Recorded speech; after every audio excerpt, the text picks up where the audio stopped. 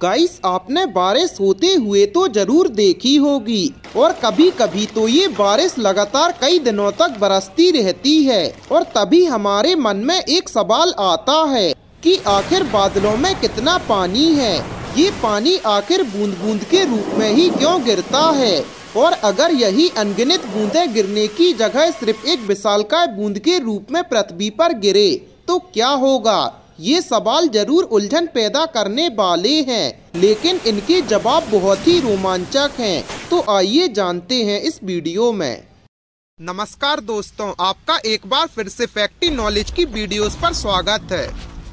Guys, बादलों की वजह से ही बारिश होती है और बादल नमी से बनी हुई हवा का एक इकट्ठा संगठन है जिसे हम बादल कहते हैं। और बादल वहीं पर बनते हैं जहां पर ज्यादा नमी होती है, इसलिए एक साथ बारिश नहीं गिरती बल्कि बूंद बूंद के रूप में गिरती है। लेकिन अगर हम ऐसा माने कि आंधी तूफान के कारण एक 100 बाई 100 किलोमीटर के बादल की पूरी नमी एक साथ पानी में कंडेंस होने लगे, जब ऐसा होगा तब पूरा का पूरा बादल ही पानी का एक विशालकाय बूंद बन जाएगा और इस बूंद का निचला हिस्सा बाहर की ओर निकल जाएगा। ऐसा होने से शुरुआत में तो कुछ भी महसूस नहीं होगा, लेकिन कुछ ही समय में आसमान से एक गोल आकार की चीज दिखाई देगी जो धीरे धीरे बड़ी होती हुई नजर आएगी।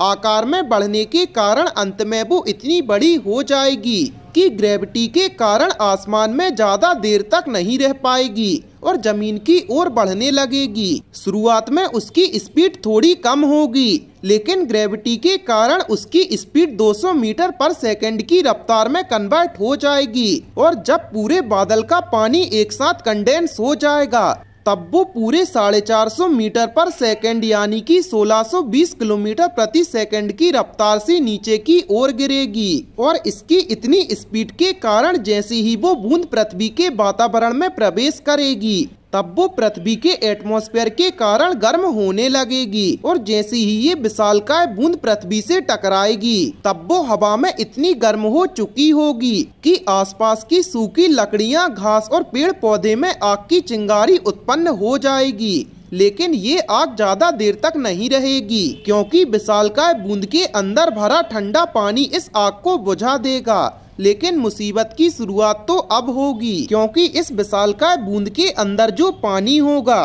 वो करीब 2000 किलोमीटर प्रति घंटे की रफ्तार से बाहर निकलेगा। और आपको बता दें कि सुनामी की स्पीड केवल 800 किलोमीटर प्रति घंटे की होती है। अब आप खुद सोच लीजिए कि इतनी रफ्तार से पानी आगे बढ़ेगा तो बड़ी बड़ी बिल्डिंग और मकानों की क्या हालत होगी। ये पानी करीब 20 से 25 किलोमीटर तक जाएगा, यानी कि इतने एरिया में आने वाली सभी ऊंची बिल्डिंग और चीजों को तबाह कर देगा। खैर, ये तो सिर्फ एक अनुमान है कि क्या होगा अगर एक साथ पानी की विशालकाय बूंद पृथ्वी पर गिरे, लेकिन ऐसा होना संभव नहीं है। लेकिन आंधी के चलते इसका 10% भी बूंद में परिवर्तित हुआ तो ये काफी तबाही मचा सकता है। गाइस, आपका इस बारे में क्या राय है, हमें कमेंट सेक्शन में जरूर बताएं और ऐसी ही अमेजिंग फैक्ट्स के लिए अपने चैनल को सब्सक्राइब करें।